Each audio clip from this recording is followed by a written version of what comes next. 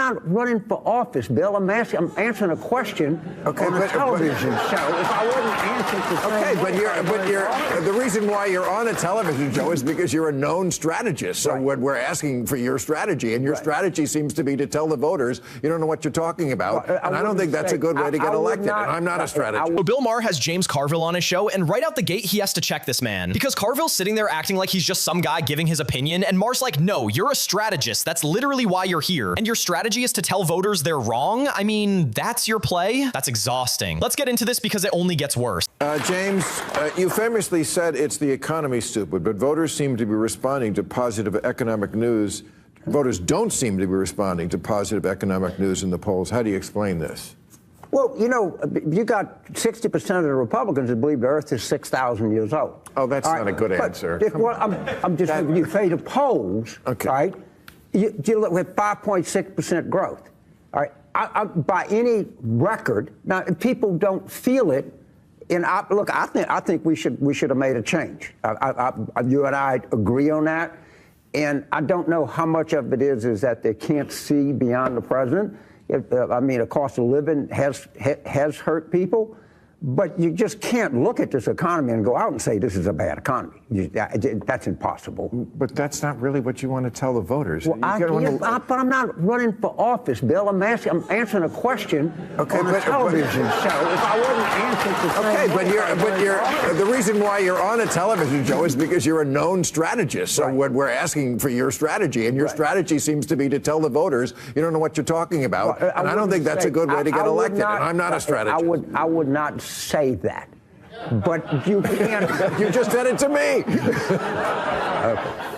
But he's not running for office. I know, but the sweatshirt. Here's what I think it is.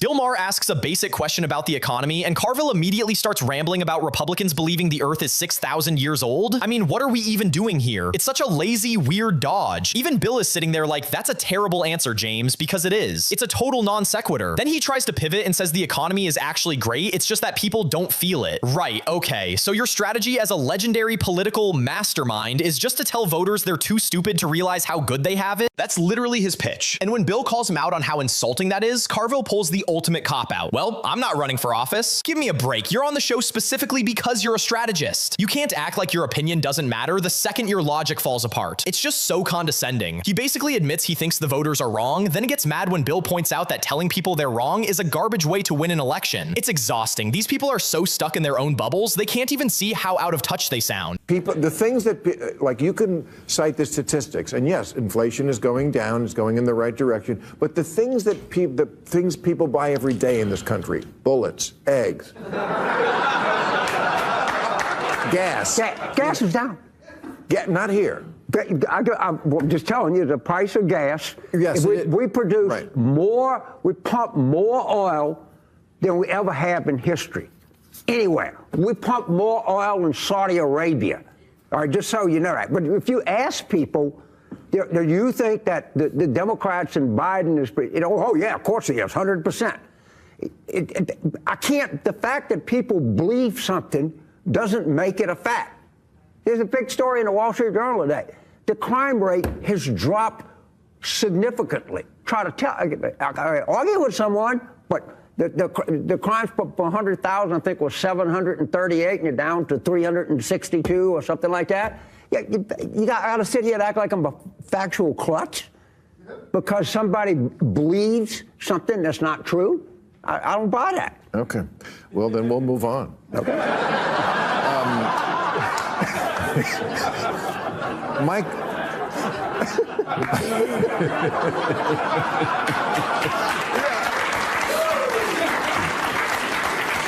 James Carville is sitting here acting like he's the arbiter of truth, like he's the factual guy in the room. The fact that people believe something doesn't make it a fact. Okay, sure, that's technically true, but coming from this guy, from the side that has spent years telling people what to believe and then flipping the script whenever it's convenient, that's rich. And look, Bill Maher is pushing back, saying, hey, the stuff people actually buy every day is expensive: eggs, gas, bullets. And Carville's immediate response is just, well, gas is down. Oh, okay, great, gas is down a little. Congratulations. Does that fix everything? Does that make people's grocery bills feel better? No, but he wants to sit there and lecture everybody about facts. And then the crime thing, he throws out these numbers, crime rate dropping, and he's like, I'm not gonna sit here and pretend something's true just because people believe it. I mean, that's literally what politicians do every single day. That's the whole game. But suddenly James Carville is above it? He's the one guy who only deals in pure facts? Come on, who are we kidding here? So, Mike Johnson, he's from your home state of Louisiana, the Speaker of the House. I read today he wrote a foreword in a book that subscribes to conspiracy theories and homophobic insults. I thought, Mike Johnson wrote the foreword to the Bible? Do you think Mike Johnson can hold his party together now that he has taken the mantle? Well, first of all, I don't think he can hold his party together. Second of all, you're exactly right.